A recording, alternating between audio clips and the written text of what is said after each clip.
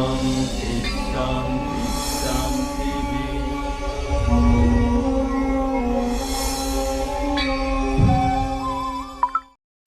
आप सभी को राधा स्वामी जय गुरुदेव।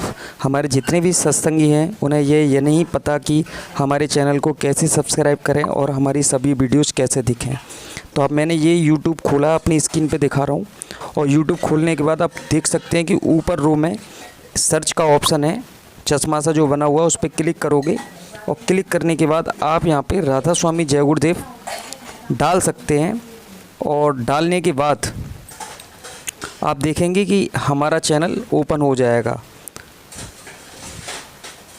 ये डाल दिया और आप देख सकते हैं कि हमारा चैनल ओपन हो गया। जैसे ही ये आपको रेड कलर में ऊपर देखो ये सब्सक्राइब लिखा हुआ है, तो जिन लोगों का सब्सक्राइब पे क्लिक नहीं किया है तो वो यहाँ से हमें पहले तो सब्सक्राइब कर सकते हैं। और अगर आपको हमारी सभी वीडियोस देखनी है तो आप इसी जगह क्लिक करें, ये जो हमारा आइकन बनना है बैठे हुए का, और ये क्लिक करने के बाद आपको देखो ऊपर लिख रहा है होम, वीडियोस और प्लेलिस्ट। तो आप वीडियोस पे क्लिक करेंगे तो सभी वीडियोस, हमारी अब तक की सभी वीडियोस आपको देखने को मिल जाएंगी। तो आप यहाँ से कोई भी हमारी वीडियो देख सकते हैं और हमारी वीडियोस को आप सब्सक्राइब कर सकते हैं।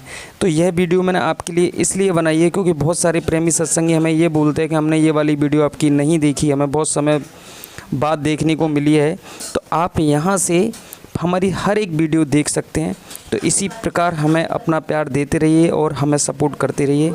तो आप आगे हमारी ये वीडियो देखिए। आप देख भी रहे होंगे, मैं चाचा जी के घर पे हूँ और ट्रैवलिंग का पूरा वीडियो आपने देखा ही था, बहुत ही इंटरेस्टिंग रहा।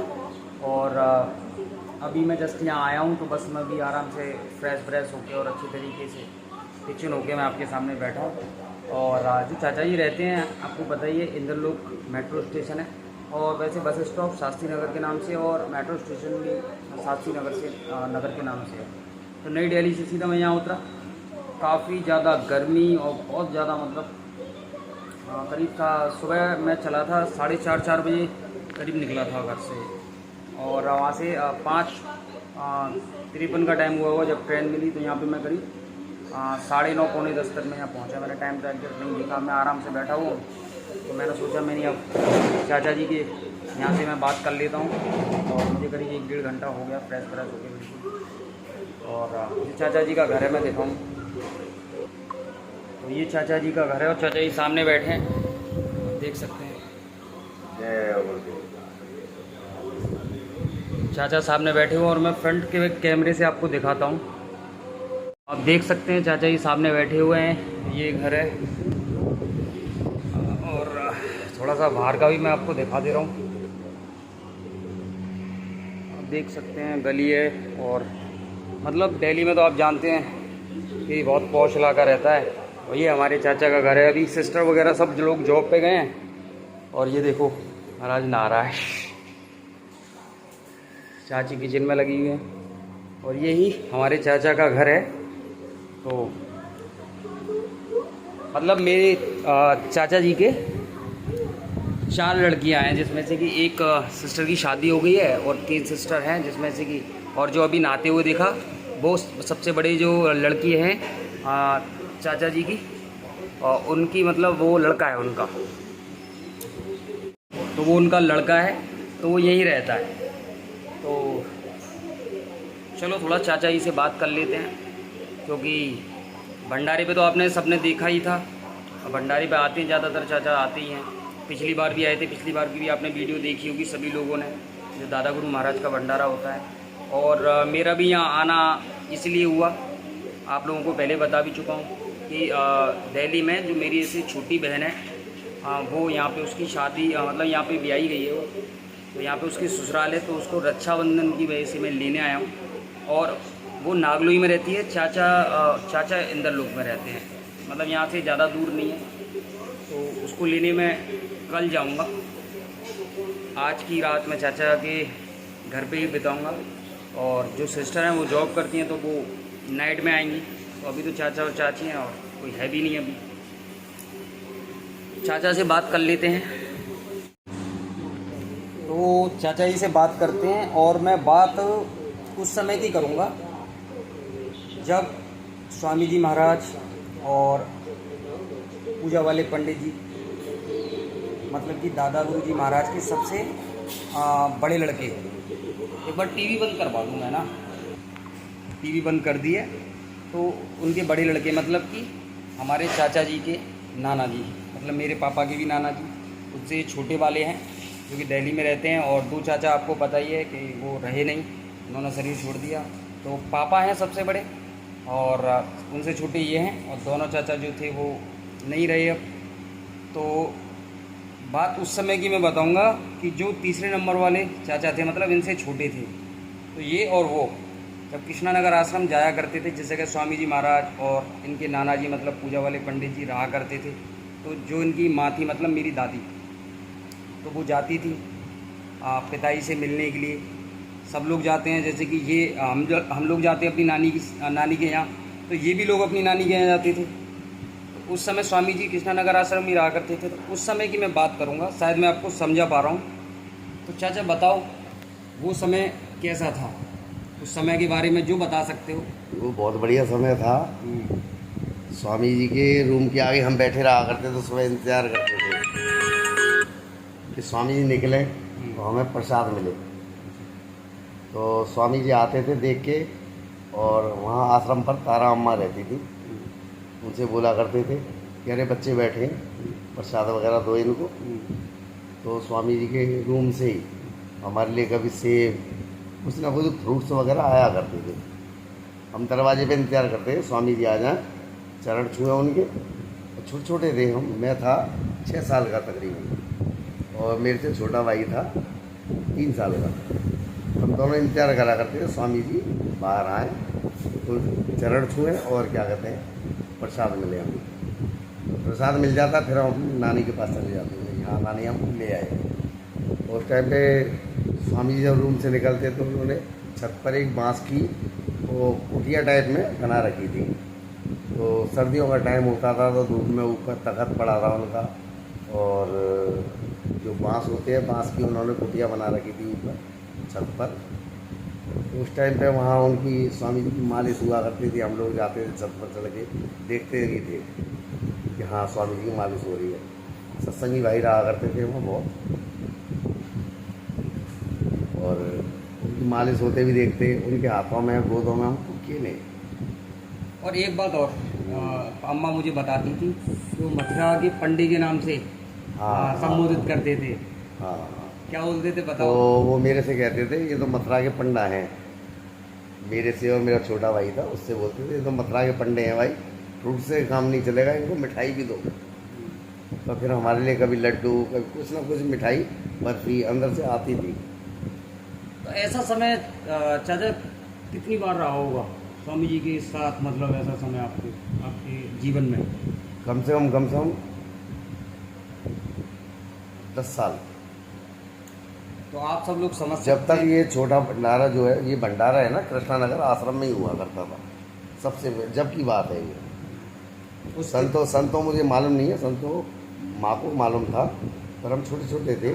और कृष्णानगर में ये भंडारा जो है वार्षिक भंडारे कृष्णानगर आश्रम में हुआ करता था। इनका गैरेज भी था, सारी गाड़ियाँ वहीं सही हुआ करती थी। वहीं क्या करते स्वामी जी आते थे जाते थे, पार्क भी था और गोबर गैस का प्लांट था। अच्छा चाचा, अभी भी है वो शायद। अच्छा चाचा एक बात और बताओ, तारा जो अम्मा थी है ना, जो स्वामी जी के लिए भोजन बनाती थी, हाँ। अब वो यहाँ से तो जब स्वामी जी नहीं रहे यहाँ से, तो यहाँ से तारा अम्मा तो उज्जैन चली गई है ना। उज्जैन में अब एक बात और मैं प्रेमी सत्संगी आपको बता दूं कि जब स्वामी जी महाराज नहीं रहे तो यहाँ से क्या हुआ कि जो तिवारी जी महाराज हैं वो उज्जैन में ही चली गई, उनके साथ चली गई या बाद में गई, लेकिन वो उज्जैन चली गई थी। और उज्जैन में उनका शरीर नहीं रहा, वो अब नहीं रही हमारे बीच में। तो ये भी एक बात शायद आपको पता हो या ना पता हो, ये मुझे पता थी पर मैं बता नहीं पाया, ऐसा समय नहीं मिला। तो वो भी नहीं रही, तो उनके साथ तो मतलब मैं भी रहा हूँ, मतलब मैंने भी उनके हाथ का खाना खाया है। और भंडारे में जब वो दादा गुरु महाराज का भंडारा हुआ करता था तो सब उन्हीं के यहाँ से ही पूरा प्रसाद आया करता था, और वहीं बनता था, आश्रम के अंदर ही बनता था, वही बनाती थी, सब उन्हीं के हाथ में पूरा अरेंजमेंट था। और उनका, और आप बताओ मेरे से अगर आप, मतलब उनका स्वभाव कैसा था? तारा अम्मा? हाँ तारा अम्मा बहुत बढ़िया स्वभाव था। सुबह खाना पीना उन्होंने बनवाया, उन्होंने के बच्चों ने बनवाया और सबको बाकायदा नाश्ता मिला करता था। दोपहर का खाना, दाल चावल रोटी सब्जी सारा कुछ होता था। शाम का खाना उन्हीं के बच्चे बनाया करते थे, हम भी खाया करते थे। हम 8 दिन 10 दिन वहाँ रह के आया करते थे। जब जाते थे तो कम से कम 8 दिन, इतने दिन रह के आते थे। तो मतलब मैंने तो बहुत उनके बारे में अम्मा से सुना है। तो अम्मा मुझे यही बता देते थे उनका स्वभाव ऐसा था कि कोई भी आए भोजन अवश्य कराती थी, नाश्ता, और बहुत ही मतलब उनकी जो भाषा थी, अब कहते हैं ना बोली मुझे में तो बहुत हम तो अम्मा बोलते थे, उनको तारा अम्मा को अम्मा ही बोलते थे, सभी लोग बोलते थे। और वो पान खाया करती थी, बनारस की थी, पान खाया करती थी। तो सरौता सुपारी मेरे हाथ में देती थी, ले बेटा काट। तो सरौते से उनकी सुपारी काटता था, काट काट के देता था, ले छोटी कर और छोटी कर, छोटी कर करके देता था। मैं सरौता चलाना तो आता नहीं था, एक उसका हिस्सा नीचे रख लेता, बीच में सुपारी पकड़ी और हथी मारी, ऐसे करके काटते थे सुपारी में। तो वो बहुत अनमोल समय था। स्वामी जी नहीं रहे, वैसे तो सबके बीच में हैं, आज भी हैं, देख रहे हैं, लेकिन एक शारीरिक रूप से नहीं रहे। और पूजा वाले पंडित जी जो इनके नाना, वो भी नहीं रहे, दादी भी नहीं रही, और तीनों जो दोनों बाबा थे वो भी नहीं रहे। मतलब अब जो पुराना समय था, मेरा तो जन्म भी नहीं था, मैंने तो अब बहुत सारी चीज़ें समझने लगा हूँ। तो ये चीज़ें मैं अपने अंदर सोचता हूँ, काश मैं भी उस समय होता। तो जो मैं आज सब चीज़ों को सजो रहा हूँ, शायद बहुत सारी चीज़ें मैं सजो लेता अगर इतनी अकल होती, स्वामी जी महाराज दिए होते। लेकिन चलो ठीक है, कोई बात नहीं, जितना होता है उसमें ही सब्र करना चाहिए। आज हमारे पास यही अनमोल चीज़ें हैं, कम से कम हम बात तो कर सकते हैं। दादी थी, जितना उनसे पूछना था। पुरानी यादें हैं स्वामी जी की, अभी भी पुरानी यादें हैं, और उन्हें याद करके तरोताज़ा हो जाता। हाँ, तो मैं बात ज़्यादातर छेड़ देता हूँ। तो दादी के ज़रिए बहुत सारी बातें मुझे पता लगी, पापा के ज़रिए बहुत सारी बातें पता लगती हैं, उनसे छोटी दादियाँ दिल्ली में, वो भी बहुत सारी बातें बता देती हैं मुझे। और मुझे कहीं भी दिक्कत होती है तो अक्सर करके मैं उनसे पूछ लेता हूँ, तो वो मुझे बता देती हैं। तो उनसे मैं ज़्यादातर बातें करता हूँ, तो उनसे ही मैं तरोताज़ा हो जाता हूँ। और बहुत सारी मतलब ऐसे लोग हैं, और सत्संगी प्रेमियों का फ़ोन भी आता है तो मैं भी बातें करने लग जाता हूँ। मतलब मुझे भी पता नहीं रहता कितना टाइम निकल जाता है। तो स्वामी जी महाराज की बातें ऐसी हैं, तो यही जीवन है, और कर भी कह सकते हैं। इसके अलावा तो बस इस लाइफ को जीना ही है, भजन करते रहो और जीवन को व्यतीत करो, अपनी जिम्मेदारियों को समझो, यही एक सफ़र है। और जो स्वामी जी महाराज के हाथ में सब कुछ है, सब कुछ उन्होंने दे रखा है, समझा रखा है, आपको पता है कहाँ जाना है, कैसे करना है, क्या करना है, सब उन्होंने पहले ही दे रखा है, जितने भी नामदानी हैं हमारे। और दादी तो हमसे शुरू से कहती थी कि भजन अवश्य करो, और मुझसे कहती थी भजन और साधना, ये दोनों ही चीज़ जरूरी है। कृपा करके इस काम को न छोड़ें।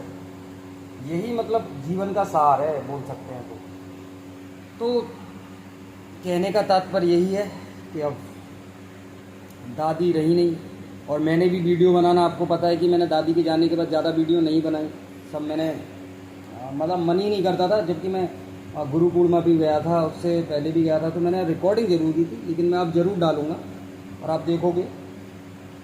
तो बहुत सारी चीज़ें मतलब मैं छोड़ चुका था, लेकिन समझ में आया कि नहीं, अभी बंद नहीं करना है। दादी ने जो सफ़र शुरू किया था, क्योंकि चैनल की भी नीड है कि उसको चलाना ही चलाना है, क्योंकि बंद हो जाएगा फिर वो। तो उस पर कुछ ना कुछ वीडियो मैं कुछ ना कुछ उस पर डालता रहूँगा। आप लोग बस मुझे, जो मेरी यूट्यूब फैमिली है, जितने भी सत्संगी प्रेमी लोग, जितने भी लोग मेरे से जुड़े हुए हैं, हमारे परिवार से जुड़े हुए हैं, एक ही परिवार है पूरा, तो आप लोग जितना हो सकता है उतना सहयोग करें अपने जितने भी सत्संगी प्रेमियों को। अगर एक व्यक्ति भी 5 लोगों को अगर हमारा चैनल सब्सक्राइब करा देगा, तो सोचो हमारा चैनल कितना बड़ा शेयर करें, सब्सक्राइब करें। हाँ, तो ये चीज़ें मतलब आपके हाथ में हैं। आप ज़्यादा से ज़्यादा इस चैनल को बड़ा करें, जिससे कि शायद हमको सहयोग मिले और हमको लगे कि हाँ, हमारा चैनल बड़ा होते हुए हो रहा है, और शायद उससे हम बहुत प्रोग्रेस कर आपके जाए। सहयोग से ही हमारी हिम्मत बनती है। और चाचा को भी मैंने बताया था चैनल के बारे में, इनको भी बहुत बाद में पता लगा, उन्होंने बोला अच्छा ही किया। और दादी थी, और ये भी मुझे पता तो था, पहले ही पता था कि मैं चैनल जो मैं ये बना रहा हूँ वीडियो, ये मैं बहुत लेट प्रारंभ कर रहा हूँ, मेरी अकल में बहुत लेट आया है। फिर दादी बोलती थी चल आ तो गया तो कर।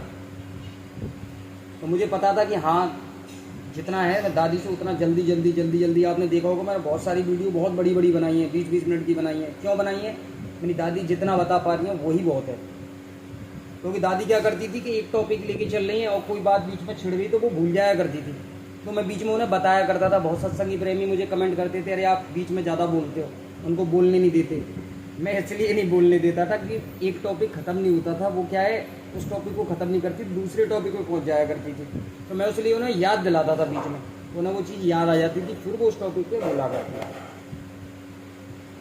बहुत कुछ है अभी आपसे बात करने के लिए और दिखाने के लिए, तो ऐसे ही मेरे साथ बनी रहिए। और आज के दिन मैं यहाँ हूँ, शाम को देखते हैं। मैंने सोचा था कि आपके लिए शायद मैं दिल्ली में कहीं ना कहीं कुछ घूमने के लिए जाऊँ, तो आप मेरे साथ बने रहिए। बहनें आ जाएंगी तो फिर हम उनके साथ कहीं ना कहीं शाम को घूमने के लिए चलेंगे। तो आप लोग ऐसे ही मेरे साथ बने रहिए और सहयोग देते रहिए। चलो चलते हैं शाम को और फिर दिखाते हैं क्या होता है क्या नहीं होता, कहाँ जाते हैं कहाँ नहीं जाते।